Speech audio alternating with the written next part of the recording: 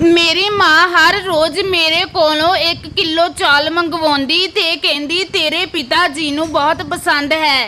ਇਸ ਲਈ ਮੈਂ ਰੋਜ਼ ਦੁਕਾਨਦਾਰ ਤੋਂ ਚਾਲ ਲੈ ਕੇ ਆਉਂਦੀ, ਪਰ ਮੇਰੀ ਮਾਂ ਉਸ ਨੂੰ ਬਣਾਉਂਦੀ ਨਹੀਂ ਸੀ। ਮੈਨੂੰ ਬੜੀ ਹੈਰਾਨੀ ਹੁੰਦੀ। ਇੱਕ ਦਿਨ ਮੈਂ ਦੇਖਿਆ ਥੈਲੇ ਵਿੱਚ ਸ਼ੇਕ ਸੀ। ਮੈਨੂੰ ਲੱਗਿਆ ਝੋਲੇ ਵਿੱਚ ਕੁਝ ਹਿਲਦਾ ਪਿਆ। ਜਿਵੇਂ ਹੀ ਮੈਂ ਥੈਲਾ ਖੋਲ ਕੇ ਦੇਖਿਆ ਤਾਂ ਮੇਰੀ ਚੀਕ ਨਿਕਲ ਗਈ, ਕਿਉਂਕਿ ਥੈਲੇ ਵਿੱਚ ਮੇਰੇ ਪਿਤਾ ਜੀ ਮੇਰੀ ਮਾਂ ਨਾਲ ਲੜ ਕੇ ਬਾਹਰ ਨਿਕਲ ਗਏ ਤੇ ਮਾਂ ਵੀ ਉੱਚੀ ਉੱਚੀ ਚੀਕ ਰਹੀ ਸੀ। ਉਦੋਂ ਮੈਂ ਬਾਹਰ ਬੈਠੀ ਡਰਾਇੰਗ ਰੂਮ ਦੇ ਵਿੱਚ 12ਵੀਂ ਕਲਾਸ ਦੇ ਪੇਪਰਾਂ ਦੀ ਤਿਆਰੀ ਕਰ ਰਹੀ ਸੀ।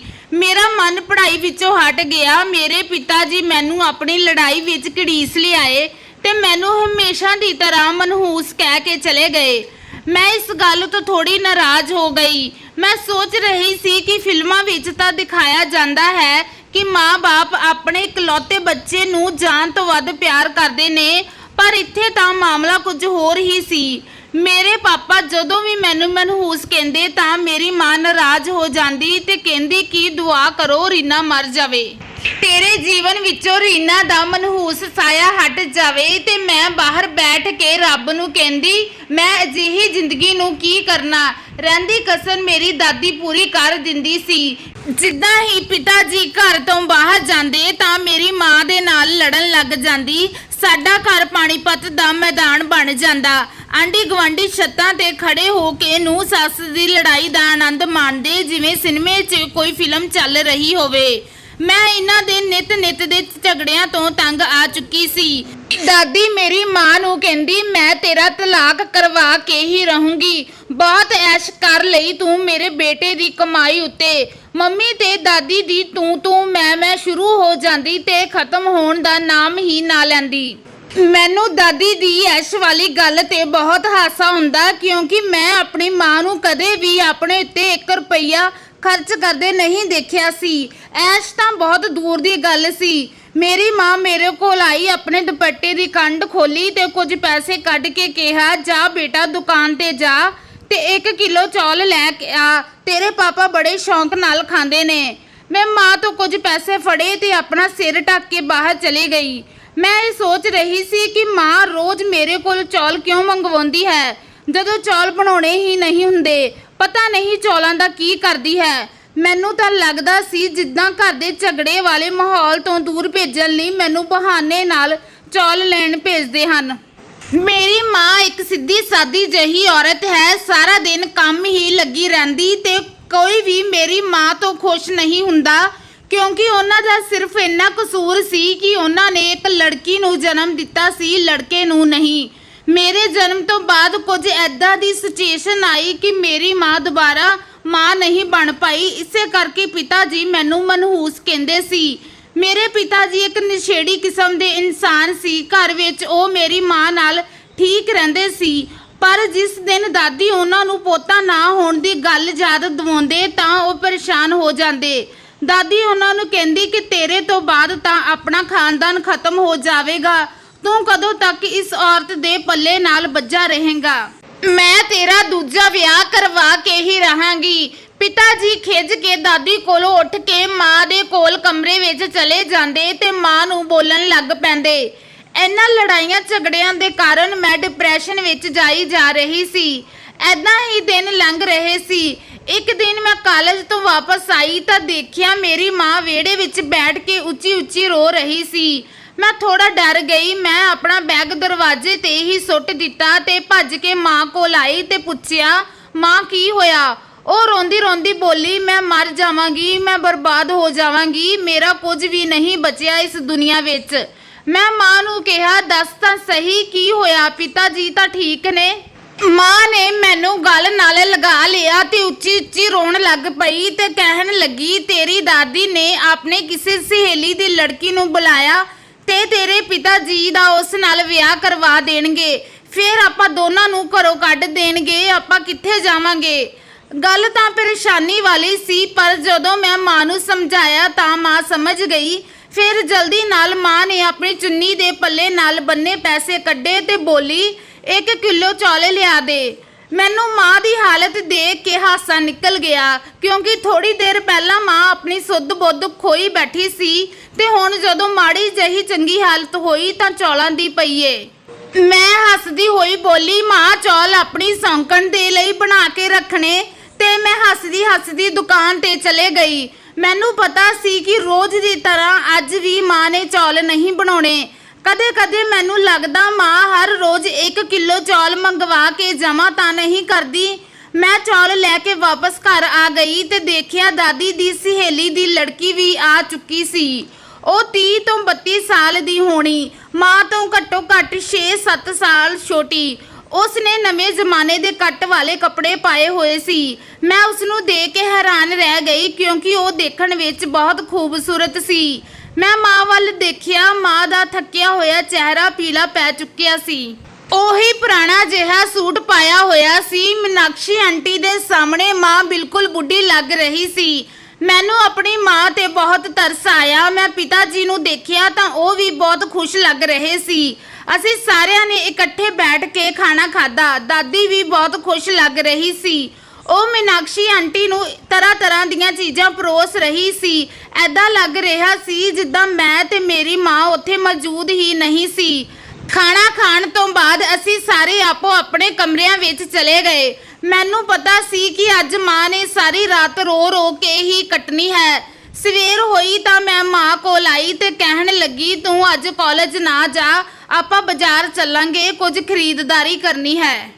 ਮੈਂ ਹੱਸੀ ਤੇ ਕਿਹਾ, ਮਾਂ ਅੱਜ ਤੁਸੀਂ ਮੀਨਾਕਸ਼ੀ ਆਂਟੀ ਦੇ ਡਰ ਨਾਲ ਖਰੀਦਦਾਰੀ ਕਰਨ ਜਾ ਰਹੇ ਹੋ। ਜੇ ਤੁਸੀਂ ਮੇਰੇ ਕਹਿਣ ਤੇ ਪਹਿਲਾਂ ਹੀ ਚੱਲਦੇ ਤਾਂ ਅੱਜ ਇਹ ਹਾਲਾਤ ਨਾ ਪੈਦਾ ਹੁੰਦੇ। ਮਾਂ ਉਦਾਸ ਹੋ ਗਈ। ਮਾਂ ਨੇ ਪਹਿਲੀ ਵਾਰ ਆਪਣੇ ਲਈ ਪਿਤਾ ਜੀ ਤੋਂ ਪੈਸੇ ਦੀ ਮੰਗ ਕੀਤੀ ਸੀ ਤੇ ਪਿਤਾ ਜੀ ਨੇ ਵੀ ਮਾਂ ਨੂੰ ਚੰਗੀ ਭਲੀ ਰਕਮ ਦੇ ਦਿੱਤੀ।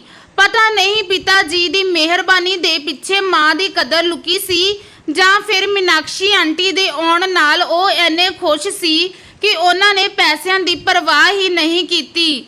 ਜੋ ਵੀ ਸੀ, ਪਰ ਅਸੀਂ ਦੋਨੋਂ ਮਾਵਾਂ ਧੀਆਂ ਬਾਜ਼ਾਰ ਚਲੀਆਂ ਗਈਆਂ। ਮੈਂ ਆਪਣੀ ਮਾਂ ਨੂੰ ਸੋਹਣੇ ਸੂਟ ਦਿਲਵਾਏ ਤੇ ਇੱਕ ਜੋੜਾ ਚੱਪਲਾਂ ਦਾ ਵੀ ਲੈ ਕੇ ਦਿੱਤਾ। ਘਰ ਵਾਪਸੀ ਤੇ ਮਾਂ ਨੇ ਕੱਪੜੇ ਸਿਲਾਈ ਲਈ ਟੇਲਰ ਦੀ ਦੁਕਾਨ ਤੇ ਦੇ ਦਿੱਤੇ। ਜਦੋਂ ਅਸੀਂ ਘਰ ਵਾਪਸ ਆਏ ਤਾਂ ਦਾਦੀ ਆਪਣੇ ਕਮਰੇ ਵਿੱਚ ਬੈਠੀ ਰੱਬ ਦਾ ਨਾਂ ਜਪ ਰਹੀ ਸੀ, ਜਦ ਕਿ ਪਿਤਾ ਜੀ ਮੀਨਾਕਸ਼ੀ ਆਂਟੀ ਦੇ ਨਾਲ ਬੈਠੇ ਗਹਿਰੀ ਗੱਲਬਾਤ ਕਰ ਰਹੇ ਸੀ। ਇਹ ਦੇਖ ਕੇ ਮਾਂ ਦੀਆਂ ਸਾਰੀਆਂ ਖੁਸ਼ੀਆਂ ਚਕਨਾਚੂਰ ਹੋ ਗਈਆਂ। ਮਾਂ ਖਿੱਝ ਕੇ ਆਪਣੇ ਕਮਰੇ ਵਿੱਚ ਚਲੇ ਗਈ। ਪਿਤਾ ਜੀ ਵੀ ਮਾਂ ਦੇ ਪਿੱਛੇ ਕਮਰੇ ਵਿੱਚ ਚਲੇ ਗਏ। ਮੈਂ ਮੀਨਾਕਸ਼ੀ ਆਂਟੀ ਦੇ ਕੋਲ ਬੈਠ ਕੇ ਫੈਸ਼ਨ ਦੀਆਂ ਗੱਲਾਂ ਕਰਨ ਲੱਗ ਪਈ। ਮੇਰੀ ਮਾਂ ਅਕਸਰ ਮੈਨੂੰ ਕਹਿੰਦੀ ਹੁੰਦੀ ਸੀ ਕਿ ਮੈਂ ਮੀਨਾਕਸ਼ੀ ਆਂਟੀ ਦੇ ਕੋਲ ਬੈਠ ਕੇ ਉਹਨਾਂ ਨੂੰ ਗੱਲੀ ਲਗਾਈ ਰੱਖਾਂ ਤਾਂ ਕਿ ਉਹ ਪਿਤਾ ਜੀ ਦੇ ਕੋਲ ਨਾ ਬੈਠਿਆ ਕਰਨ। ਅੱਜ ਕੱਲ ਘਰ ਵਿੱਚ ਅਜੀਬ ਜਿਹਾ ਮਾਹੌਲ ਸੀ। ਦਾਦੀ ਮੀਨਾਕਸ਼ੀ ਆਂਟੀ ਨੂੰ ਪਿਤਾ ਜੀ ਦੇ ਕੋਲ ਲਿਆਉਣ ਦੇ ਬਹਾਨੇ ਲੱਭਦੀ ਰਹਿੰਦੀ ਸੀ, ਜਦ ਕਿ ਆਂਟੀ ਤਾਂ ਖੁਦ ਪਿਤਾ ਜੀ ਦੇ ਪਿੱਛੇ ਲੱਗੀ ਰਹਿੰਦੀ ਸੀ। ਮੇਰੀ ਮਾਂ ਅਲੱਗ-ਅਲੱਗ ਕੰਮ ਕਰਦੀ ਰਹਿੰਦੀ ਸੀ ਤੇ ਮੈਂ ਦੇਖਿਆ ਸੀ ਕਿ ਆਂਟੀ ਦਾ ਖੂਬਸੂਰਤ ਹੋਣ ਦੇ ਬਾਵਜੂਦ ਪਿਤਾ ਜੀ ਉਹਨਾਂ ਨਾਲ ਘੱਟ ਹੀ ਗੱਲਬਾਤ ਕਰਦੇ ਸੀ। ਹੁਣ ਤਾਂ ਮੇਰੀ ਮਾਂ ਵੀ ਰੋਜ਼ ਨਵੇਂ ਕੱਪੜੇ ਪਾਉਂਦੀ ਤੇ ਤਿਆਰ ਹੋਣ ਲੱਗ ਪਈ। ਇੱਕ ਦਿਨ ਅਸੀਂ ਸਾਰੇ ਬੈਠੇ ਸੀ ਕਿ ਦਾਦੀ ਮੈਨੂੰ ਬੋਲੀ, ਰੀਨਾ ਜਾ ਸਾਹਮਣੇ ਵਾਲੀ ਦੁਕਾਨ ਤੋਂ 1 ਕਿਲੋ ਚੌਲ ਲੈ ਆਉਣਾ, ਤੇਰੇ ਪਾਪਾ ਬੜੇ ਸ਼ੌਂਕ ਨਾਲ ਖਾਂਦੇ ਹਨ। ਮੈਂ ਦਾਦੀ ਵੱਲ ਹੈਰਾਨੀ ਨਾਲ ਦੇਖਿਆ ਤੇ ਬੋਲੀ, ਤੁਸੀਂ ਵੀ ਮਾਂ ਵਾਲਾ ਕਾਰੋਬਾਰ ਸ਼ੁਰੂ ਕਰਨ ਦਾ ਸੋਚ ਰਹੇ ਹੋ? ਸਾਰੇ ਹੈਰਾਨੀ ਨਾਲ ਮੇਰੇ ਵੱਲ ਦੇਖਣ ਲੱਗ ਪਏ। ਪਿਤਾ ਜੀ ਬੋਲੇ, ਕੀ ਮਤਲਬ? ਮੈਂ ਦੱਸਣ ਹੀ ਵਾਲੀ ਸੀ ਕਿ ਮੇਰੀ ਮਾਂ ਨੇ ਮੈਨੂੰ ਨਾਹ ਵਿੱਚ ਸਿਰ ਮਾਰ ਦਿੱਤਾ ਤੇ ਉਹ ਡਰੀ ਹੋਈ ਲੱਗ ਰਹੀ ਸੀ। ਮੈਂ ਸੋਚਿਆ ਮੈਨੂੰ ਆਪਣੀ ਮਾਂ ਦੀ ਗੱਲ ਸਾਰਿਆਂ ਸਾਹਮਣੇ ਨਹੀਂ ਕਰਨੀ ਚਾਹੀਦੀ ਸੀ। ਇਸੇ ਕਰਕੇ ਮੈਂ ਗੱਲ ਬਦਲ ਦਿੱਤੀ ਤੇ ਕਿਹਾ, ਜਦੋਂ ਵੀ ਮਾਂ ਮੈਨੂੰ ਕੁਝ ਲੈਣ ਦੁਕਾਨ ਤੇ ਭੇਜਦੀ ਤਾਂ ਮੈਨੂੰ ਵੀ ਪੈਸੇ ਦਿੰਦੀ ਹੈ।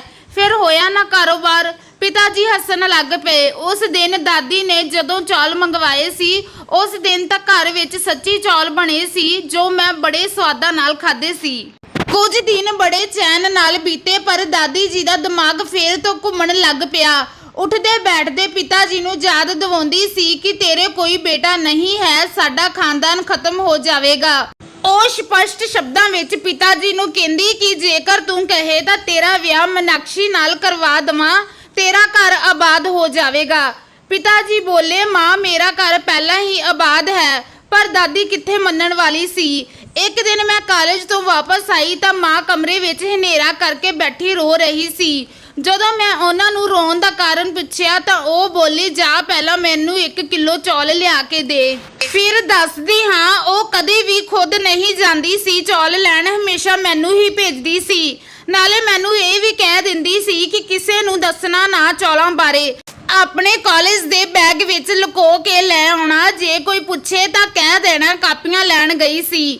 ਮੈਂ ਵਾਪਸ ਚੌਲ ਲੈ ਕੇ ਆਈ ਤਾਂ ਮਾਂ ਨੇ ਮੈਨੂੰ ਦੱਸਿਆ ਕਿ ਦਾਦੀ ਨੇ ਤੇਰੇ ਪਿਤਾ ਜੀ ਦਾ ਕਮਰਾ ਵਿਹਲਾ ਕਰਨ ਲਈ ਕਿਹਾ ਹੈ, ਕਿਉਂਕਿ ਉਹ ਉਸ ਕਮਰੇ ਵਿੱਚ ਮੀਨਾਕਸ਼ੀ ਨੂੰ ਦੁਲਹਨ ਬਣਾ ਕੇ ਲੈ ਕੇ ਆਵੇਗੀ।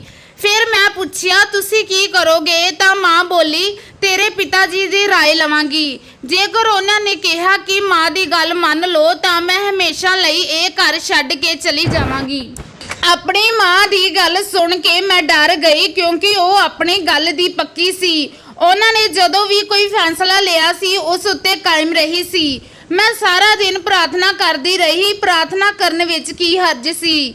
ਖੈਰ, ਸ਼ਾਮ ਨੂੰ ਪਿਤਾ ਜੀ ਵਾਪਸ ਘਰ ਆਏ ਤਾਂ ਬਰਾਂਡੇ ਵਿੱਚ ਬੈਠ ਕੇ 2 ਘੰਟੇ ਮੀਨਾਕਸ਼ੀ ਆਂਟੀ ਨਾਲ ਗੱਲਾਂ ਕਰਦੇ ਰਹੇ। ਪਿਤਾ ਜੀ ਆਂਟੀ ਨਾਲ ਗੱਲਾਂ ਕਰਦੇ ਸਮੇਂ ਬਹੁਤ ਖੁਸ਼ ਲੱਗ ਰਹੇ ਸੀ। ਮੇਰੇ ਦਿਲ ਵਿੱਚ ਖਿਆਲ ਆਇਆ ਕਿ ਕਾਸ਼ ਪਿਤਾ ਜੀ ਮਾਂ ਨਾਲ ਵੀ ਇਦਾਂ ਹੀ ਬੈਠ ਕੇ ਗੱਲਾਂ ਕਰਨ। ਫਿਰ ਪਿਤਾ ਜੀ ਉੱਠ ਕੇ ਕਮਰੇ ਵਿੱਚ ਚਲੇ ਗਏ। ਮੇਰਾ ਦਿਲ ਬੁਰੀ ਤਰ੍ਹਾਂ ਨਾਲ ਧੜਕ ਰਿਹਾ ਸੀ। ਪਤਾ ਨਹੀਂ ਅੱਜ ਪਿਤਾ ਜੀ ਮਾਂ ਦੀ ਕਿਸਮਤ ਦਾ ਕੀ ਫੈਸਲਾ ਕਰਨਗੇ।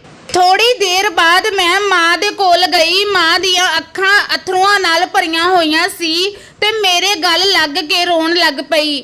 ਮੈਂ ਸਮਝ ਗਈ ਸੀ ਕਿ ਮੈਂ ਮਾਂ ਨੂੰ ਕਿਹਾ, ਮੈਂ ਵੀ ਤੁਹਾਡੇ ਨਾਲ ਹੀ ਚੱਲਾਂਗੀ, ਮੈਂ ਇਸ ਘਰ ਵਿੱਚ ਨਹੀਂ ਰਹਾਂਗੀ। ਫਿਰ ਮਾਂ ਕਹਿਣ ਲੱਗੀ, ਕਮਲੀਏ, ਅੱਜ ਤਾਂ ਤੇਰੇ ਪਿਤਾ ਜੀ ਨੇ ਮੇਰਾ ਮਾਨ ਰੱਖ ਲਿਆ।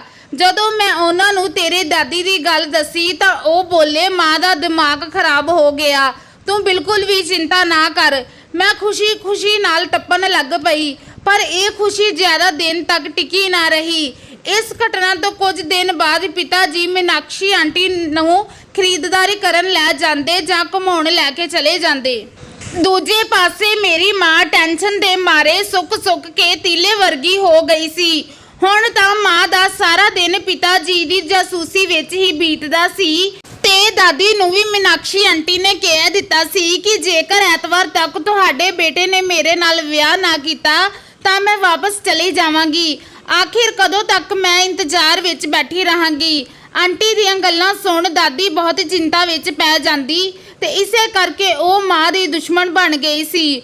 ਉਸ ਦਿਨ ਐਤਵਾਰ ਸੀ, ਮੈਂ ਘਰ ਹੀ ਸੀ। ਦਾਦੀ ਮਾਂ ਦੇ ਨਾਲ ਸਵੇਰ ਤੋਂ ਹੀ ਝਗੜਾ ਕਰ ਰਹੀ ਸੀ। ਮਾਂ ਆਪਣਾ ਕੰਮ ਕਰਕੇ ਆਪਣੇ ਕਮਰੇ ਵਿੱਚ ਜਾ ਕੇ ਸੌ ਗਈ। ਪਹਿਲਾਂ ਤਾਂ ਦਾਦੀ ਸਿਰਫ ਇਹ ਧਮਕੀ ਦਿੰਦੀ ਸੀ ਕਿ ਮੇਰੇ ਬੇਟੇ ਦੇ ਕਮਰੇ ਵਿੱਚੋਂ ਨਿਕਲ ਜਾ। ਹੁਣ ਤਾਂ ਦਾਦੀ ਮਾਂ ਨੂੰ ਕਹਿ ਰਹੀ ਸੀ ਕਿ ਹੁਣ ਤਾਂ ਤੈਨੂੰ ਆਪਣੇ ਬੇਟੇ ਦੀ ਜ਼ਿੰਦਗੀ ਚੋਂ ਵੀ ਕੱਢ ਕੇ ਰਹਾਂਗੀ। ਤੇ ਮਾਂ ਦੇ ਕਮਰੇ ਵਿੱਚ ਆ ਗਈ ਤੇ ਉਹਨਾਂ ਦਾ ਸਮਾਨ ਚੁੱਕ ਕੇ ਕਮਰੇ ਚੋਂ ਬਾਹਰ ਸੁੱਟਣ ਲੱਗ ਪਈ। ਮੇਰੇ ਕੋਲੋਂ ਬਰਦਾਸ਼ਤ ਨਾ ਹੋਇਆ ਤਾਂ ਮੈਂ ਮਾਂ ਦੇ ਕਮਰੇ ਵਿੱਚ ਚਲੇ ਗਈ ਤੇ ਮਾਂ ਤੇ ਹੀ ਗੁੱਸਾ ਕਰਨ ਲੱਗ ਪਈ ਕਿ ਤੁਸੀਂ ਕੁਝ ਬੋਲਦੇ ਕਿਉਂ ਨਹੀਂ। ਮਾਂ ਬੋਲੀ, ਮੈਂ ਸੰਭਾਲ ਲਵਾਂਗੀ, ਤੂੰ ਬਸ ਮੈਨੂੰ 1 ਕਿਲੋ ਚੌਲ ਲਿਆ ਕੇ ਦੇ। ਮੈਂ ਉੱਥੋਂ ਉੱਠੀ ਤੇ ਚੌਲ ਲੈਣ ਦੇ ਲਈ ਨਿਕਲ ਪਈ। ਅੱਜ ਚੌਲਾਂ ਦਾ ਲਿਫਾਫਾ ਲੈ ਕੇ ਥੈਲੇ ਵਿੱਚ ਪਾਉਣ ਲੱਗੀ ਤਾਂ ਲਿਫਾਫਾ ਫਟ ਗਿਆ, ਪਰ ਮੈਨੂੰ ਘਰ ਦੀ ਚਿੰਤਾ ਸਤਾ ਰਹੀ ਸੀ। ਮੈਂ ਏਦਾਂ ਹੀ ਚੌਲਾਂ ਦਾ ਲਿਫਾਫਾ ਥੈਲੇ ਵਿੱਚ ਪਾ ਦਿੱਤਾ। ਲਗਭਗ ਅੱਧੇ ਰਸਤੇ ਵਿੱਚ ਮੈਨੂੰ ਥੈਲੇ ਵਿੱਚ ਕੁਝ ਉਛਲਦਾ ਮਹਿਸੂਸ ਹੋਇਆ। ਮੈਨੂੰ ਡਰ ਲੱਗਣ ਲੱਗ ਪਿਆ। ਜਦੋਂ ਮੈਂ ਬੈਗ ਖੋਲ ਕੇ ਦੇਖਿਆ ਤਾਂ ਉਸ ਵਿੱਚ ਇੱਕ ਪੰਛੀ ਮਰਿਆ ਪਿਆ ਸੀ। ਮੇਰੀ ਤਾਂ ਰੂਹ ਹੀ ਕੰਬ ਉੱਠੀ। ਮੈਂ ਉਸ ਪਰਿੰਦੇ ਨੂੰ ਸੜਕ ਤੇ ਸੁੱਟ ਦਿੱਤਾ ਤੇ ਖੁਦ ਘਰ ਜਾਣ ਦੀ ਬਜਾਏ ਸਿੱਧਾ ਪਾਪਾ ਦੀ ਵਰਕਸ਼ਾਪ ਤੇ ਚਲੀ ਗਈ। ਪਿਤਾ ਜੀ ਦੀ ਵਰਕਸ਼ਾਪ ਸਾਡੇ ਘਰ ਦੇ ਕੋਲ ਹੀ ਸੀ। ਉਹ ਮੈਨੂੰ ਦੇਖ ਕੇ ਚਿੰਤਾ ਵਿੱਚ ਆ ਗਏ। ਮੈਂ ਉਹਨਾਂ ਨੂੰ ਤੁਰੰਤ ਘਰ ਚੱਲਣ ਲਈ ਕਿਹਾ। ਉਹ ਬਿਨਾਂ ਕੁਝ ਕਹੇ ਮੇਰੇ ਨਾਲ ਚੱਲ ਪਏ। ਪਿਤਾ ਜੀ ਅਜੇ ਘਰ ਦਾ ਦਰਵਾਜ਼ਾ ਖੋਲ੍ਹਿਆ ਹੀ ਸੀ ਕਿ ਮਾਂ ਡਿੱਗ ਰਹੀ ਸੀ ਤੇ ਪਿਤਾ ਜੀ ਨੇ ਅੱਗੇ ਭੱਜ ਕੇ ਮਾਂ ਨੂੰ ਫੜ ਲਿਆ। ਪਿਤਾ ਜੀ ਨੇ ਸਾਡੇ ਦੋਨਾਂ ਮਾਵਾਂ ਧੀਆਂ ਦਾ ਹੱਥ ਫੜਿਆ ਤੇ ਅੰਦਰ ਲੈ ਗਏ। ਦਾਦੀ ਉੱਚੀ ਚੀਕ ਰਹੀ ਸੀ ਕਿ ਬੇਟਾ ਹੁਣ ਇਸ ਔਰਤ ਨੂੰ ਤਲਾਕ ਦੇ, ਇਹਨੇ ਤੇਰੀ ਮਾਂ ਦੀ ਬੇਇੱਜ਼ਤੀ ਕੀਤੀ ਹੈ। ਪਿਤਾ ਜੀ ਬੋਲੇ, ਮਾਂ ਮੈਨੂੰ ਲੱਗਦਾ ਸ਼ੁਰੂਆਤ ਤੁਸੀਂ ਹੀ ਕੀਤੀ ਹੋਣੀ। ਪਿਤਾ ਜੀ ਦੀ ਗੱਲ ਸੁਣ ਕੇ ਦਾਦੀ ਦਾ ਪਾਰਾ ਚੜ ਗਿਆ ਤੇ ਕਹਿਣ ਲੱਗੇ, ਕੱਲ ਤੇਰਾ ਤੇ ਮੀਨਾਕਸ਼ੀ ਦਾ ਵਿਆਹ ਹੈ, ਇਸ ਨੂੰ ਘਰੋਂ ਕੱਢ ਦੇ। ਪਿਤਾ ਜੀ ਹੱਸਣ ਲੱਗ ਪਏ ਤੇ ਬੋਲੇ, ਮਾਂ ਹੁਣ ਬਸ ਕਰੋ। ਤੇ ਮੀਨਾਕਸ਼ੀ ਆਂਟੀ ਨੂੰ ਵੀ ਬੋਲੇ ਕਿ ਦੇਖੋ ਮੀਨਾਕਸ਼ੀ, ਤੁਸੀਂ ਇਸ ਘਰ ਦੇ ਮਹਿਮਾਨ ਸੀ, ਅਸੀਂ ਤੁਹਾਡੇ ਨਾਲ ਚੰਗਾ ਸਮਾਂ ਗੁਜ਼ਾਰਿਆ। ਕਹਿਣਾ ਚੰਗਾ ਤਾਂ ਨਹੀਂ ਲੱਗਦਾ, ਪਰ ਹੁਣ ਇਹ ਮੇਰੀ ਮਜਬੂਰੀ ਬਣ ਗਈ ਹੈ ਕਿ ਤੁਹਾਨੂੰ ਕਿਹਾ ਕਿ ਤੁਸੀਂ ਹੁਣ ਆਪਣੇ ਘਰ ਵਾਪਸ ਚਲੀ ਜਾਓ, ਕਿਉਂਕਿ ਤੁਹਾਡੀ ਵਜ੍ਹਾ ਨਾਲ ਸਾਡੇ ਘਰ ਵਿੱਚ ਕਲੇਸ਼ ਪੈ ਰਿਹਾ ਹੈ। ਦਾਦੀ ਉੱਚੀ ਉੱਚੀ ਰੌਲਾ ਪਾਉਣ ਲੱਗ ਪਈ, ਤੇਰਾ ਦਿਮਾਗ ਖਰਾਬ ਹੋ ਗਿਆ, ਇਹ ਤੈਨੂੰ ਵਾਰਿਸ ਦੇਵੇਗੀ, ਹੋਰ ਤੈਨੂੰ ਕੀ ਚਾਹੀਦਾ।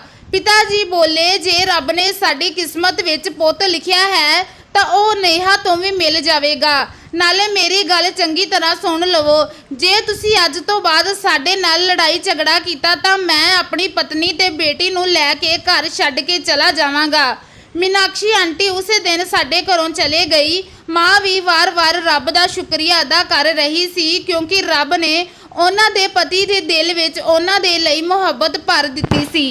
ਘਰ ਦੇ ਮਾਹੌਲ ਵਿੱਚ ਕਾਫੀ ਸੁਧਾਰ ਆ ਚੁੱਕਿਆ ਸੀ। ਹੁਣ ਪਿਤਾ ਜੀ ਵੀ ਸਾਨੂੰ ਬਾਹਰ ਘੁਮਾਉਣ ਲੈ ਕੇ ਜਾਂਦੇ ਸੀ।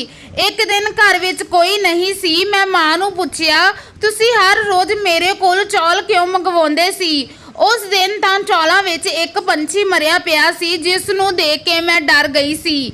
ਮੈਂ ਨਹੀਂ ਜਾਣਦੀ ਕਿ ਦੁਕਾਨਦਾਰ ਤੋਂ ਇੰਨੀ ਵੱਡੀ ਗਲਤੀ ਕਿੱਦਾਂ ਹੋ ਗਈ।